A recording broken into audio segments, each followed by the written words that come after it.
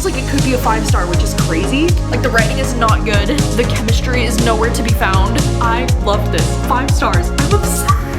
Hey, how's it going? My name is Gabby. Welcome back to my channel, and today we're going to be starting on a new reading vlog. I actually already finished filming this reading vlog, and then I realized I never filmed an intro. But in today's vlog, I'm basically going to be mood reading a lot of different books that are on my fall TBR while I was puppy sitting Mavis. Because, you know, my sister Rachel recently just got married, and so they went on their honeymoon, and I spent a week watching their beautiful dog Mavis. And during that week, I decided to read a bunch of different like romance books and horror books and all kinds of things that are on my fall TBR. One of the books I do end up reading in this vlog is this romance book called The Honeycrisp Orchard Inn, and this is one that just gives me all of the fall atmosphere, so I was just really dying to like get in the fall spirit and read something like this. I also do end up reading Breathe In, Bleed Out. This is a new horror book that I'm so excited about. Like, I actually just bought this book when all of my cousins were visiting, and all I know about it is that it's a slasher and it takes place at a wellness retreat. I also ended up reading this book called Famous by Blake Crouch. This one is actually one of his backlist books that's getting like republished with a new cover, and it's also going to be adapted into an A24 film starring Zac Efron, so that's another part of the reason why I was like, okay, I need to read this immediately. And because this is a story that involves this guy who's like a doppelganger, or like he looks exactly like this really successful and famous actor. The premise just sounded right up my alley, so I'm really glad that I was able to get to this one during the video. I also ended up reading Coffin Moon, and this is one of my most anticipated horror books of the year. I actually recently just picked up this copy from Aardvark, and this one's one of my most anticipated horror books because it involves vampires. And like, look at this cover. Are you kidding me? Like, this has got to be one of the most stunning horror covers I've seen in quite some time. And then I also decided to pick up this other romance book called Out on a Limb. This is a book that I've had on my TBR for so many years now, and I've had so many people tell me that they think I'm gonna love this romance book, so I'm really glad that I got around to this one. So those are the 5 books that I'll be reading in today's video. Before we do jump into the reading vlog though, I just wanted to take a second to thank today's video sponsor, which is Factor. Factor just introduced its healthiest menu yet. With an expanded menu, Factor is making accomplishing your wellness goals even more exciting. They have doubled the size of their menu, and now they have 80+ weekly rotating meals. This is 3 times the amount of new weekly meals that they had before, and these are chef-crafted, restaurant-quality meals. You can enjoy more nutritious and well-balanced meal options that are tailored to a wide range of health goals. Like, if you're looking for something that's calorie smart or something that's high in protein, they've got you covered. They're also adding more exciting flavors to the menu so that you can still enjoy your nutritious food without having to compromise on the flavor. I think the best thing about Factor for me is the convenience, especially when I don't know, like, what am I gonna eat for dinner tonight? It can be very stressful, but I love having these meals in the fridge ready to go. I love that they get delivered right to your door, and I love with the convenience of Factor that I don't have to worry about grocery shopping as much.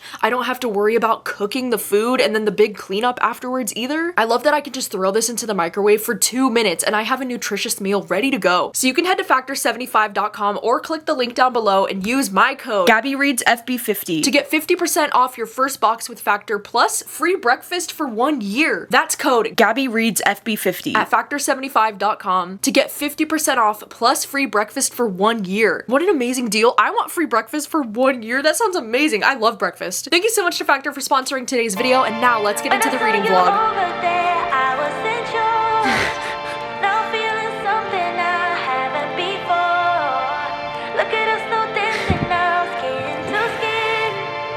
If you keep this up, then I'll let you in, 'cause you have a way with me like no one else. Yeah, you almost make me fall in love. Yeah, you got me hypnotized under your spell. I know I'll go home with you tonight. Oh, wanna get you closer to my body, wanna feel your hands all over me.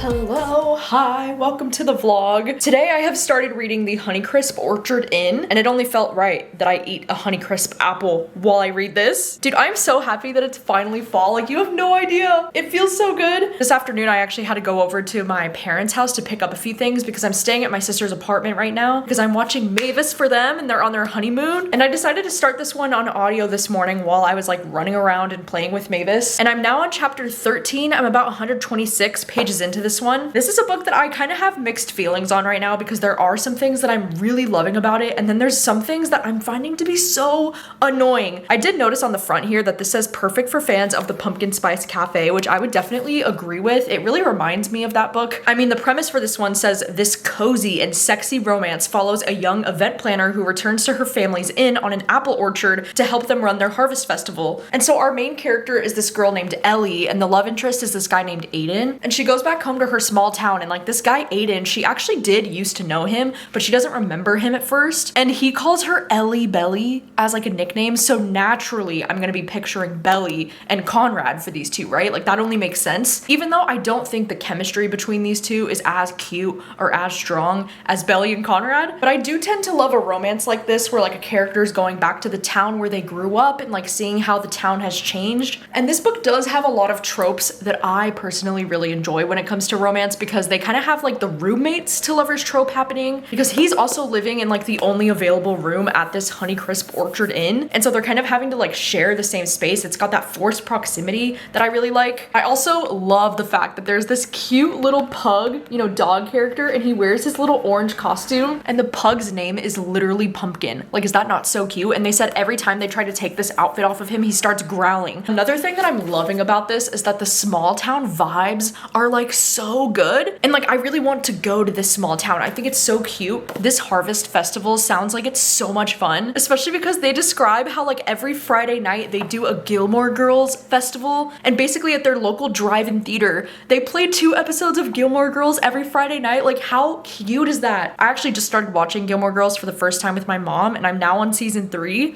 and I just think that's so cute that they have a Gilmore Girls festival. I love it. But one of the things that's kind of driving me nuts about this story is actually this protagonist, like this girl Ellie. Reading from her perspective sometimes is making me want to like bang my head into the wall, because at the start of this book she makes so many jokes about dementia, but like in a weird way, because like she'll be thinking about something and be like, wait, how did I forget? Like the fact that she's met this guy before, she'll be like, how do I not remember? Do I have dementia? And like every time she forgets like one little thing, she'll be like, oh my god, that's so stupid of me. Do I have dementia? And it just feels so weird and like so insensitive the way she jokes so often about dementia. And like even with her parents, she'll be like, oh my god, my parents can't remember this. Oh my god, they must have dementia, or like I need to get them tested for dementia. It's just so bizarre, and I just don't really know how this book got published with that many mentions of it, because it is very repetitive. And I think I saw another review on Goodreads say that she mentions dementia 7 times in the first 50 pages. Bestie, are we okay? What are we doing? I just wasn't a big fan of that myself. It did feel a little bit like insensitive for such a serious thing like dementia to be joking about it so much. I don't know, I didn't like that. And I just think this main character in general, like sometimes she will say things and I'll just be like, girl, what? So I'm not the biggest fan of this character, and like so far this romance has been a bit of a slow burn. Like nothing too much has happened between them yet. And this one is on the shorter side. It's only like 250 pages, so I only have a little bit left to go. I'm probably going to get some editing done while I still have Mavis, you know, napping in her crate, because I can't do any editing once she's awake, you know, because she's the type of dog that like needs 24/7 attention. But later tonight when I make dinner, I think I'm gonna finish listening to this one on audio. And I got these from Trader Joe's to try for dinner tonight. It's the butternut squash mac and cheese bites. I don't know if this is gonna be like a total girl dinner move, because I got this and then like a Caesar salad for dinner. These look like they're gonna be so freaking incredible, and like I love butternut squash in the fall. Oh my god.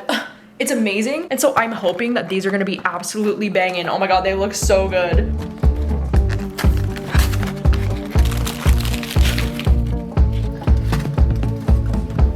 Got a psycho trapped within, can't contain her, crawling underneath my skin. She's got humor, she's just one of a kind, out of mind. Let's try it. She's a rebel. Good shit. Hey, hello. It's like many hours later. It's about 7:45 at night right now. You know, I just bought this sweatshirt like about a week ago, and I didn't realize there are holes for my thumbs. Isn't that so fun? I've always wanted a sweater that has this, and now I have one, and I didn't even know when I bought it that it had holes for the thumbs. Anyway, my dad was so cute earlier. He asked if I wanted any frozen yogurt, because there's like a froyo place not too far from here. And I was like, you know what? That sounds incredible. And he was so sweet. Like he literally brought it to the apartment and we just had some froyo together. And it was lovely. But I wanted to update you because I just finished reading the Honeycrisp Orchard Inn. And like, dude, I really didn't like this. I think I'm probably gonna give this 2 stars, and even that feels a little bit generous, I'm not gonna lie. This main character was so freaking annoying. I think the best thing about this book is the fact that it takes place in the fall and that it definitely has those like small town cozy kind of fall vibes. And I loved all of the references to like Gilmore Girls. And I loved this dog, okay? This pug was definitely the highlight of the story for me and something I'm gonna remember about this the most. But I really feel like this book is so interchangeable with like any fall book you've probably ever read. Like there was nothing special about this story. I feel like the romance was just so basic, so generic. Like the amount of times she would mention his abs, she would just bring them up at any given time. And the main character, just a lot of her choices in this book, like she is just so annoying and selfish and insufferable. But also like, what is it with this main character and talking about dementia so much? Like I even wrote it down during one of the sex scenes, mind you. During a sexy scene, she's like, I need to write this down in case I get dementia one day. Bro, what? What the fuck are we doing? Like why? And then I wish that I was kidding you. I feel like I have to show you this or you wouldn't believe me. But one of the final lines in the book, she says, I did forget my coat. Maybe I have dementia. I've got a test for that. She says it again. Like I'm not even kidding you when she mentions this whole thing of like, maybe I have dementia, silly me. That is so fucking weird, dude. Like I want to give this book 1 star just because of that. I also just think the writing in this book in general is like not that great. Towards the end of this book, it says, speaking of head over heels, I never drank the love potion, but I couldn't be more gaga over Aiden. Turns out he's the best boyfriend ever. Even after 2 months, my stomach still flips every time I see him. Turns out a stomach flip is what you should be going for with a significant other. What seems like nausea at first is actually just being smitten. Who knew? And I am a smitten kitten, I admit it. Ugh, gag. Like the writing is not good. The chemistry is nowhere to be found. I think this has to be 2 stars for me, you know, and even 2 stars, it does feel generous. I think I'm only giving it 2 stars because the small town cozy fall vibes were there. And I also really loved this pug. Like this pug was amazing. The love interest guy, Aiden, like he was fine. He didn't do anything totally offensive, but he was very forgettable. That's so crazy too that this book says it's perfect for fans of the Pumpkin Spice Cafe, because while I don't think either one of these books are like super spectacular, I actually think Pumpkin Spice Cafe was like a lot better than this. And it's crazy because this book is getting a lot better reviews on Goodreads than the Pumpkin Spice Cafe. So like what the fuck's up with that? It sucks that we're starting on such a negative note with this video. Like I don't want this for myself. I think tomorrow I'm going to pivot and I'm gonna read something horror because I feel like that's the mood that I'm in.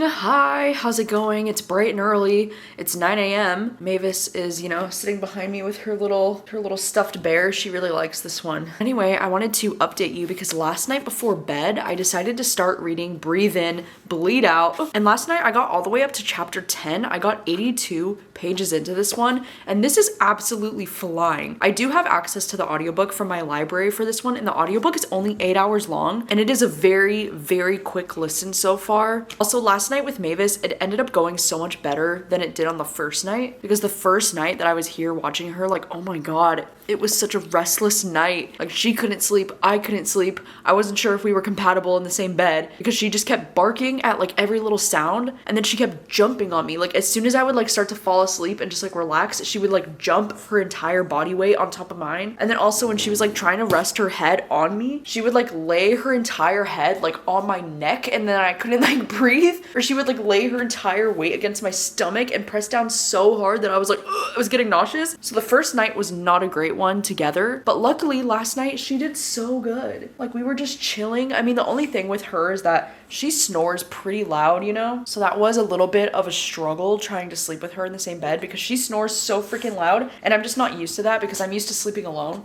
Good morning, my sweetie pea.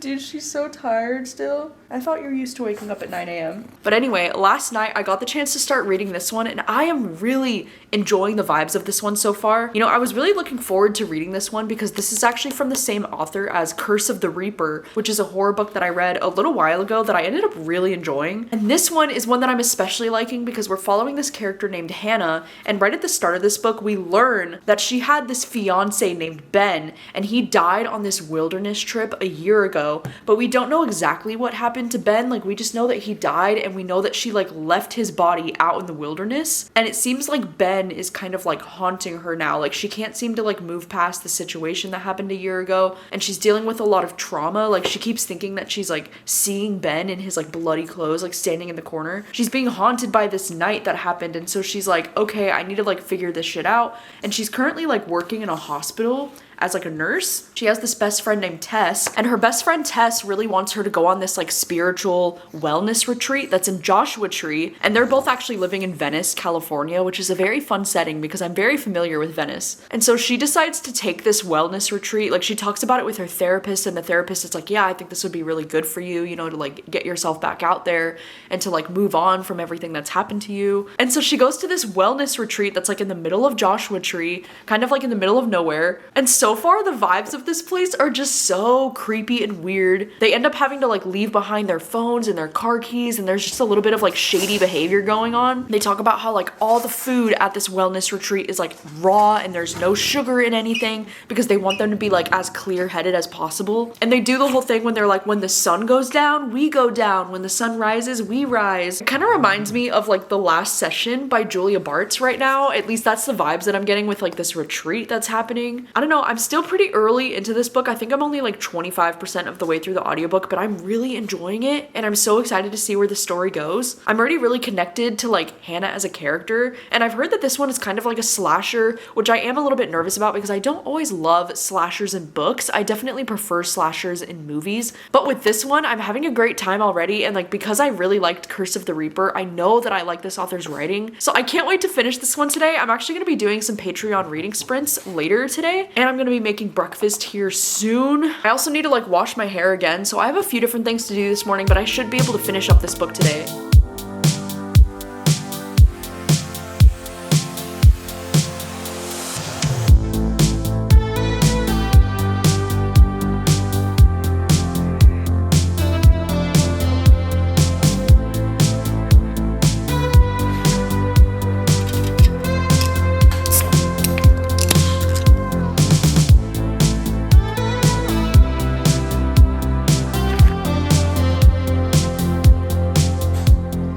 Okay, hi, checking in again. It's like 1:20 in the afternoon now, and I just finished reading Breathe In, Bleed Out. I've been doing some reading sprints on Patreon, and I'm on my first sprint, and I already finished the book because I was able to listen to quite a bit of this while I was like making breakfast this morning. I also cracked open the Witch's Brew Alani, and it's so good. But I'm so excited to let you know that I really enjoyed this one. I had so much fun with this book. I definitely see the comparisons to Scream, and I think this is actually the perfect recommendation for anybody who loves Scream. I was just mentioning this earlier about how like I don't really love books that are slashers, or at least I always think the slasher genre for me, it works so much better in movies than it does in books, but I think this has got to be one of the best slashers that I've ever read with books because I loved the setting of this book. Like, I love that it was taking place at this wellness retreat in Joshua Tree. I also loved the mystery kind of trying to figure out like who was behind what was going on, and all the friends are getting picked off like one by one, and you're trying to figure out like who's behind it. I also love the fact that this author included at the end an author's note that was called Scream with me, and this author kind of talked about how much Scream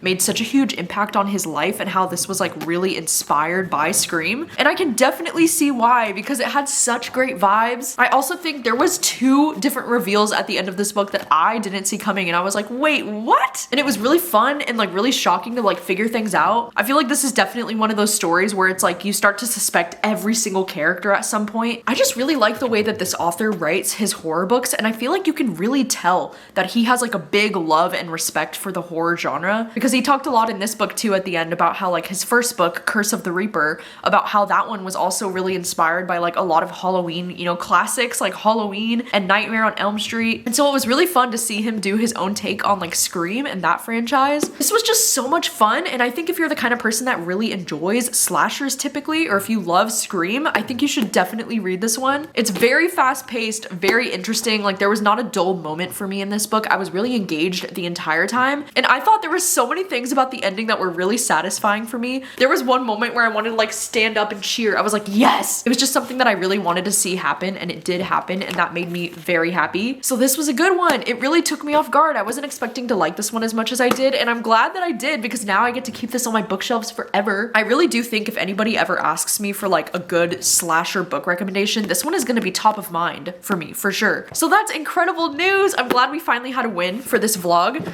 and I think I'm still gonna be live on reading sprints for at least like another 2 hours. So I think I'm actually gonna get started on Famous by Blake Crouch. This is one that I also do have access to the audiobook, and the audiobook is only like 5 hours long, and this book itself is like less than 200 pages. It's kind of a shorter one. This is one that I'm so excited and so curious about because genre-wise, I don't really know too much about this, but it says that we follow this character named Lancelot, and he says, the best thing about me is when you doll me up just right, I look like the movie star James Jansen. And so it's almost like he looks like a doppelganger of this guy who's a celebrity. I don't really know, but I'm excited to check it out, and I think this one is actually a backlist book from Blake Crouch. I might also take a walk today at some point during these sprints because I feel like I need to.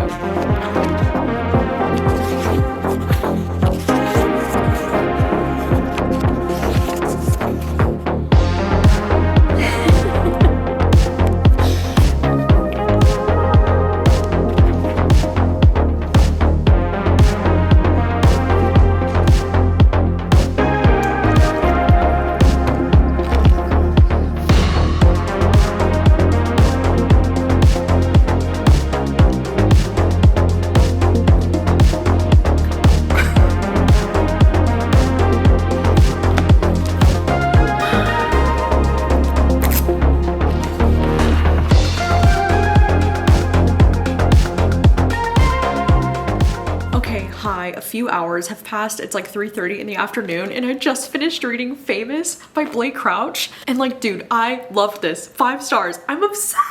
Okay, first of all, I just have to say, I love stories like this. Like, I literally live for this shit because the main premise of the story is that we're following this guy named Lance, and right at the start of this book, like, he gets fired from his job and he's just like not in a very good place in his life. And he's been told for his entire life that he looks exactly like this actor named James Jansen. And for the last like 10 years, he keeps getting like mistaken for this actor. Like, people tell him all the time, like, oh my God, I loved you in this film. And he's like, I'm not that guy. And so after he gets let go from his job, he decides to go full unhinged. And he decides to try to like take over the life of this actor. And he literally like goes to New York. He starts to get involved in like the Broadway community, and everybody thinks that he's this actor. Dude, this book was so messy and it was so fun. You know, with Blake Crouch, I'm used to reading books from him that are like sci-fi thrillers. And I've read so many books from Blake Crouch, and I've given this author 5 stars so many times. But I don't know why with this one, I wasn't expecting to love it so much, because this is very different from all of the other books that I've read from this author, because this one is definitely more of like a dark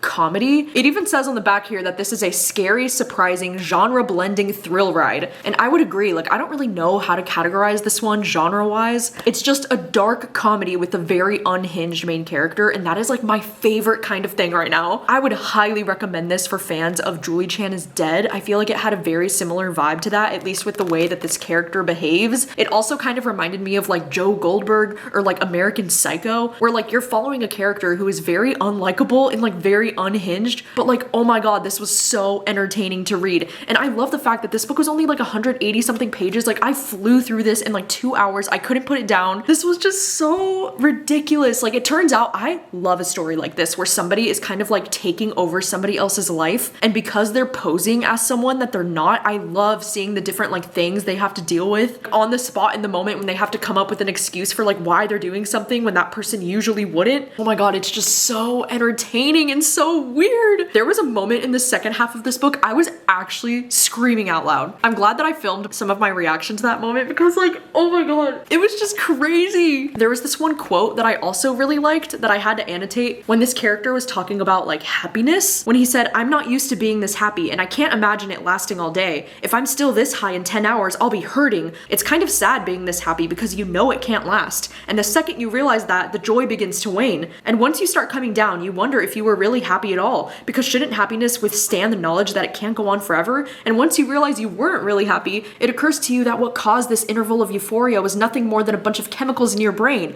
Fuck me, I've talked myself out of being happy. I was like, I love that train of thought. Like, I do the same thing with like the overthinking about like in those happy moments of your life when you're like, will I ever be this happy again? And then it totally just like kills the mood. This book was just so crazy though. Like, I kind of do agree with some of the reviews that say like the ending of this book is like a little bit underwhelming, or that it even feels like Blake Crouch just kind of like gave up on the story and just left it off at one part. I can kind of agree and I can kind of see that, but I loved this so much that I don't even care. I just love stories like this that have like an unhinged main character that has like the funniest inner dialogue and like inner thoughts about the people in their lives. And I'm so beyond happy that this is getting an A24 adaptation with Zac Efron. Oh my god, he's gonna absolutely crush this role. Like, he's gonna do so good in this. You know, I was a little bit nervous to read this because on Goodreads it's averaging like a 3.4 out of 5 on Goodreads, which is pretty low. And so I was thinking like, oh my god, what if I'm not gonna like this? And now after finishing it, I can see why it's being rated low, and I think it's because the main character is just like so unhinged and unlikable. But I personally love that. Like, I love following a messy main character like this. But I would only recommend reading this book if you also enjoy books that have like an unlikable, ridiculous main character. I mean, if you liked, you know, like Julie Chan is Dead, I feel like there's a good chance you would like this one as well. Oh my god, I'm so glad that I found a new 5-star favorite. And it's really cool because this one is so short. It's like novella length. And I feel like this is a book that I would recommend as something you could like easily read within one sitting. So wow, I highly recommend checking this one out. Reading this just like made my day. Like, I would definitely reread this book again in the future. I just had so much fun with this.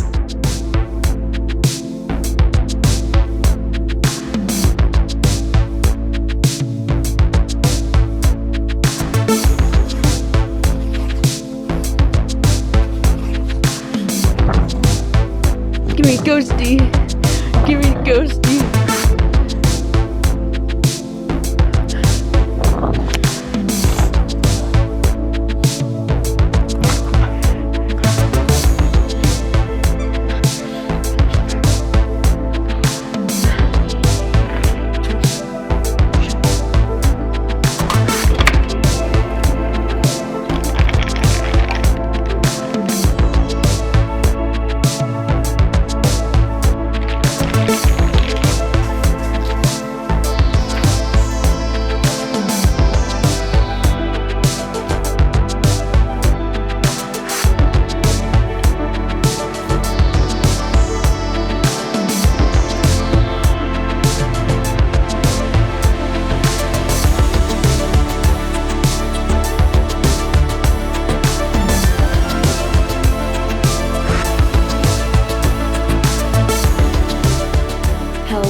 Good afternoon. It's almost 2 o'clock on the next day. Last night was not my night. Me and Mavis just ended up having a really long night because she was so feisty yesterday. I just couldn't get her to settle down last night. And then I had Taco Bell for dinner last night. I just picked it up and I was feeling so nauseous for like the rest of the night. Like, that did not sit well with me. I feel like Taco Bell always sounds like it's a good idea and then I have deep regrets like 15 minutes after eating it. But today we're doing a lot better. Today's going very well so far. Mavis has been on her best behavior, which is great. And I have started reading Coffin Moon and I'm already about halfway through the book. I'm on page 149 and I'm so relieved and so excited to let you know that I am loving this so far. Like, this feels like it could be a 5-star, which is crazy. I don't know why. I kind of went into this book with some lower expectations because I had been hearing from a lot of people that this author apparently writes what they call dude bro horror. And I was kind of nervous, you know, because I've actually never read anything from this author. Like, this is my first book from him. And so I wasn't really sure what to expect with like the writing style. And usually with like the dude bro kind of horror, I can usually clock that immediately. I don't know what it is about that term, but like sometimes I just get very annoyed with like the way that men write women specifically. But so far, this is not reading like dude bro horror to me. I'm actually really liking this a lot. In this story, it takes place in 1975 in Portland, Oregon. So there's like amazing PNW vibes in this. And we're following this guy named Dwayne Miner, and he is recently back from a tour in Vietnam. He's a bartender who's struggling to stay sober. He has this wife named Heidi,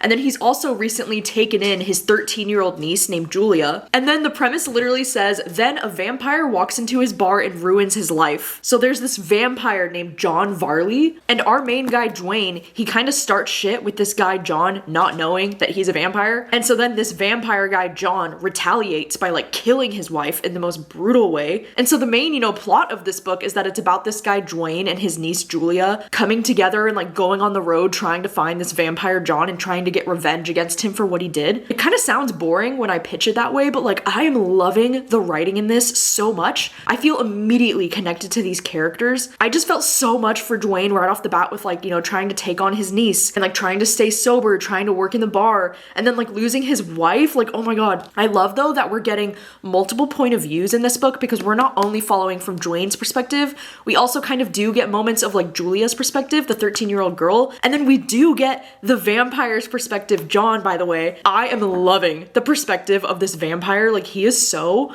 interesting, and I love that we kind of get flashbacks about like his life and his past, and the way that they're like introducing the vampire stuff in this book is just so fascinating to me. Like, I love learning the lore. I feel like this is everything that I've been wanting from vampire fiction for a while. It's just giving me everything that I've wanted. Like, it has all of that bloody goriness and like the shocking moments. I'm also loving the queer rep in this book because there are multiple queer characters. If I had to compare this book to anything, I feel like right now it's actually reminding me a lot of the book Our Share of Night, because I feel like it's very similar in the sense that you're following like a parent and child duo who's like going on the road to try to figure out things. It's definitely reminding me of that. And then also this guy Dwayne and his niece Julia, like their dynamic reminds me a lot of the characters on The Last of Us, because they're not exactly like father and daughter, but they do have like that kind of bond with the way that he's looking out for her. It also is reminding me a little bit of like The Gathering by CJ Tudor, because that one is like a vampire book that takes place in like the Alaskan wilderness. But I feel like this book is everything that I wanted from The Gathering. Like, I think like this one is appealing to me a lot more. There's already been a few different moments that I've had to tab because I just think the writing is so stunning. Like the writing in this one scene when they said, "The great surprise of death, how it strides through the door and takes a seat at the table." Oh my God, I just love that. And then I also love this quote from this other character, "Everything hurts. Is that rude of me? Everything hurts always. Vengeance, even joy. Everything's got teeth on it."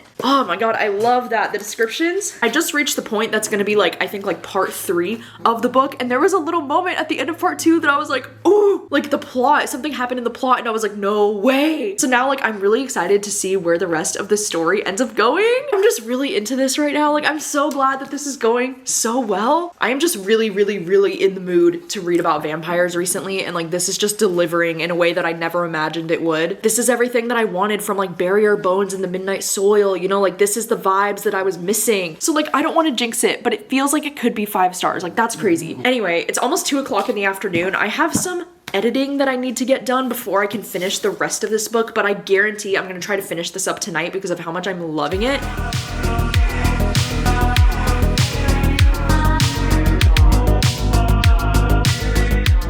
Oh, Mavis wanted to say hello. She did. She crawled right into my lap. She does love the camera, this one. Wow, she's heavy. It has been a few hours. It's now after 5:30 at night. I just placed my order for dinner, but I wanted to update you because I just finished reading Coffin Moon, like literally less than 10 minutes ago. And I enjoyed this book so much more than I thought I was going to. But with that being said, I do think the second half of this book wasn't my favorite. Like, I definitely preferred the first half of the story because I feel like at the time where I was updating you, there was a big shift in the story and things kind of changed from that point forward. And I do want to preface this by saying that like I'm not usually the biggest fan of like revenge stories or stories that are about road trips. I mean, both of those things are buzzwords that typically will like make me not want to read a book just because I don't usually like those. I mean, I can think of a handful of like revenge books that I have enjoyed, but like if that's like the main part of the story, then I don't usually love that. But I feel like with this one, it was different because I feel like this was a very character-driven book. And I actually really liked that about this because I really liked all of these characters. Like, I thought they were so well fleshed out and just so well done. I especially really loved this guy that was like the vampire in this book, and his name was John Varley. Like, that was just the coolest name, the coolest character. I really liked following his character, and then I especially loved following the girl that's the niece, Julia. I thought she was also like a really interesting character. She was just so captivating every time I was reading from her perspective. But there were some aspects of like the second half of this book that did lose me just a little bit. The ending was starting to lean in a direction with like horror that I don't typically love. Like, some parts were just starting to feel a little bit like cringy for me personally, but then there were some aspects of the ending that were like so beautifully done. I have such mixed feelings on the second half of this book in general, so I don't think it's the perfect like 5-star for me, but I do think I'm probably gonna give this book 4 stars, which is fantastic. Like, I'm so glad that I read this today. I'm so glad that I loved it. This just has really great like classic kind of like gory vampire vibes. Like, there was definitely a lot of really gory scenes when these vampires like start to kill other people. They're like brutal and gruesome. Honestly, reading this book today, it kind of gave me the same feeling that I had while I was reading Interview with a Vampire. It just has that kind of vibe to it. I don't know, where you're reading about this vampire that's been alive for a really long time, that's done some really horrific things. It was just really surprisingly interesting the entire time, and I do think if you like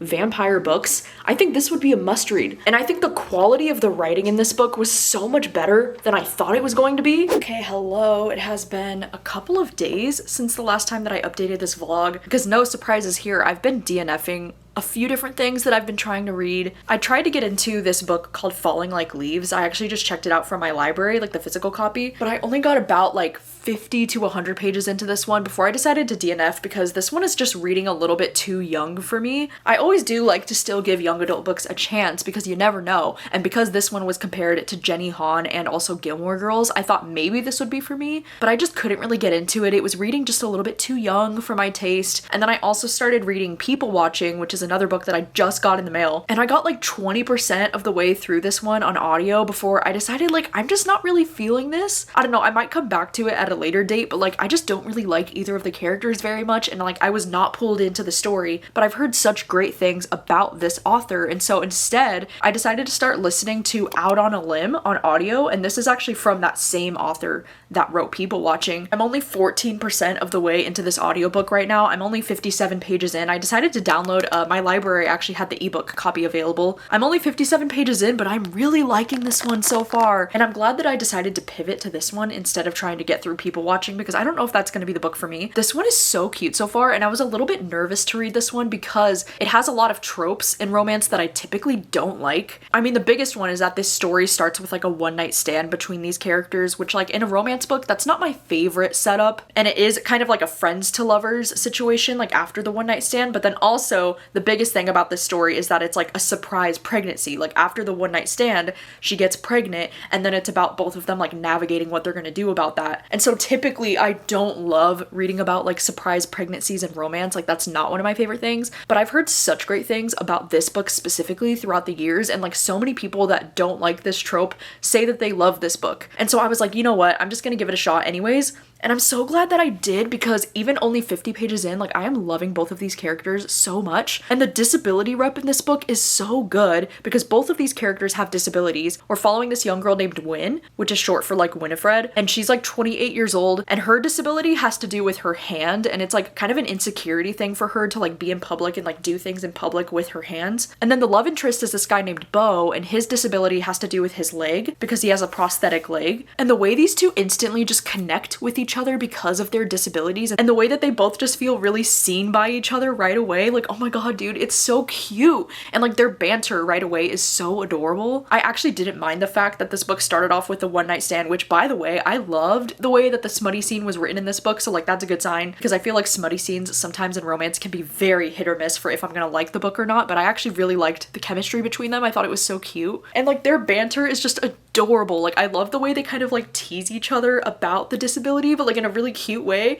And I love the way that her name is Winifred, and the way that he called her Fred. Like I was literally dying. Like I was like, they're so cute. And so even though it's pretty early on in the story, it's going well so far, and I'm glad that I decided to read this one today. I actually do have the audiobook from Libro, because this one was actually a Libro ALC like so long ago, and I never got around to reading it. And I have been following along on the Kindle, because I've already been like underlining and like annotating so many little things because they're so cute. And so yeah, yeah, it's about 4:30 in the afternoon right now. I'm still here at the apartment, but this is actually going to be my last day watching Mavis because tonight, actually in about like an hour, I'm going to be driving down to Seattle to go and pick up Rachel and Obed. Their flight got delayed by like 40 minutes, so now they're not landing in Seattle until 8 o'clock tonight. So I'm going to be leaving here by like 5:30, like 5:40-ish, because it's about a 2.5-hour drive. But I'm going to continue listening to this one on audio while I'm driving, and I'm so glad that I finally have like a good audiobook to listen to while I'm driving, because I feel like it always makes the drive go by so much faster when I have a good audiobook. I'm actually going to be taking her with me in the car on the drive to Seattle tonight, and I am a little bit nervous about that because, I mean, I took her in the car for the first time yesterday when I went to go pick up coffee. I just like put her in my car to see how she would do.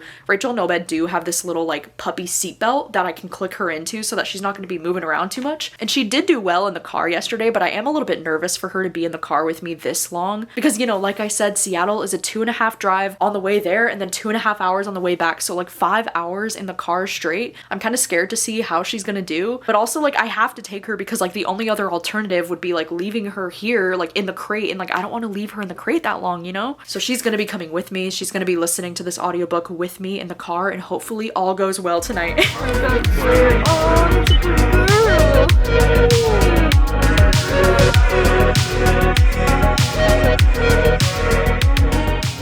Hello, it is now the next afternoon and I wanted to update you because I just finished reading Out on a Limb. Last night, the drive to Seattle actually went pretty well for the most part. Like Mavis actually did really good in my back seat. I was surprised. I didn't think she was gonna handle being back there very well, but she was really good the entire ride. It just sucks because it ended up taking a little bit longer than I thought it would. I had to pee like so fucking bad after about an hour into this like 2.5-hour drive to the airport. Then I was like, what am I gonna do? Because I have Mavis in the car and I didn't know if it was gonna be good to like park somewhere and like leave her in the car while I run to the bathroom somewhere, and I didn't know where I was gonna go. So I ended up holding it for like almost like 3 hours. It was so miserable, but otherwise I can't complain too much because Mavis did really well in the back of the car. And then after, I was able to pick up Rachel and Obed and we drove back home. We got some food. It ended up being a pretty late night though because I didn't get back here to the house until like 11:40 at night, but I was able to finish listening to the entirety of the audiobook last night. And honestly, this audiobook was the perfect thing for me to listen to because I really needed something that was gonna like hold my interest, but then also like keep me distracted from the fact that I had to like pee so badly because I loved this so much. Oh my god, this book was so freaking adorable. Like one of the most wholesome romances I've read in a really long time. Like I think I have to give this 5 stars. Like I absolutely loved this. I loved both of these characters, both Win and Bo, so much. They just both had the cutest personalities, and I feel like both of these characters were so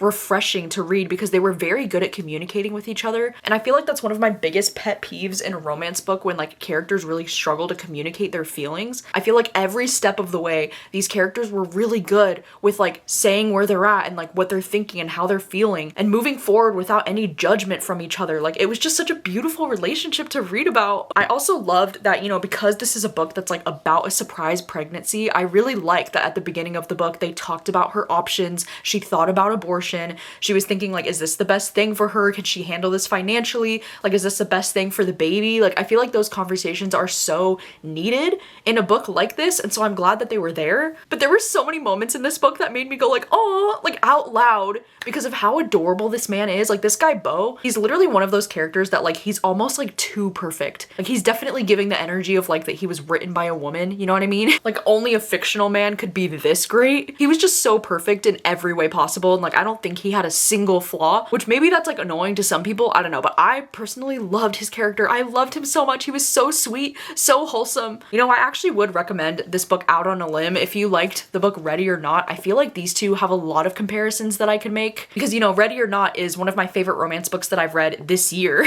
And I don't know if I enjoyed this one more than Out on a Limb. Like they're definitely very neck and neck for me, but this is another book that's about this girl who has this surprise pregnancy. And I would describe this book also as being like very wholesome and very sweet. And I think the thing that makes Ready or Not a little bit different is that the love interest in this book actually is not the father of the baby, even though it does happen because of a one-night stand. But in this this book, the love interest is actually like her best friend's brother. So we have another trope that I typically don't enjoy, but I loved it in this one. And Shep is like definitely one of the sweetest love interests that I've ever read in a book, and I just adore him. But I feel like Bo is actually very similar in a lot of ways to this guy Shep. Like I feel like they have a lot in common. So if you're the type of person that really enjoys like a wholesome, sweet romance with like the least toxic man you could ever imagine, then I feel like you would really enjoy either one of these books. But I think Out on a Limb was especially great because both of these characters had these like unique disabilities that like I've never really read about in romance before. And I just think it was so sweet the way they like loved each other and they were able to really like understand each other on a deeper level. I just really, really loved reading about their relationship and their characters. Like there were so many moments where I was like smiling, I was giddy.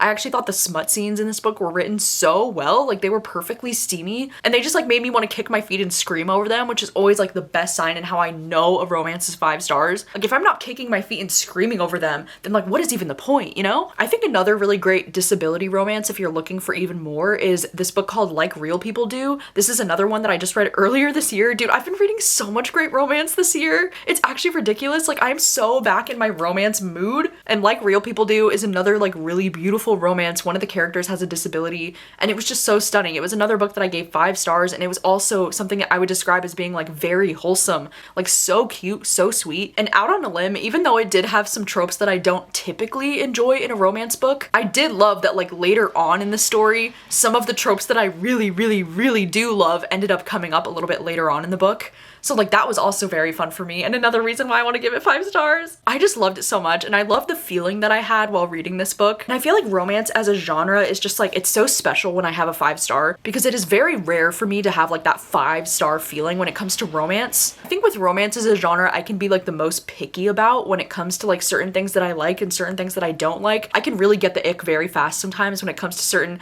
things in a romance book, but this one just checked every single box for me. Like I loved both of the characters so much and like their romance was truly some beautiful shit. I love the fact that we're ending this video on such a positive note. Like another 5-star romance, like let's go. And I feel like this video ended up going a lot better than I thought it would. I'm just so glad that I ended up liking so many of the things that I'm reading because especially since the last video that I did was that like haunted house horror vlog and I was just disliking everything. So it does feel really good to find more books that I'm absolutely vibing with. You'll have to let me know if you've read any of these books that I just read in this reading vlog. Let me know your thoughts on them. And thank you so much for watching as always, and I'll see you very soon with another video. Bye.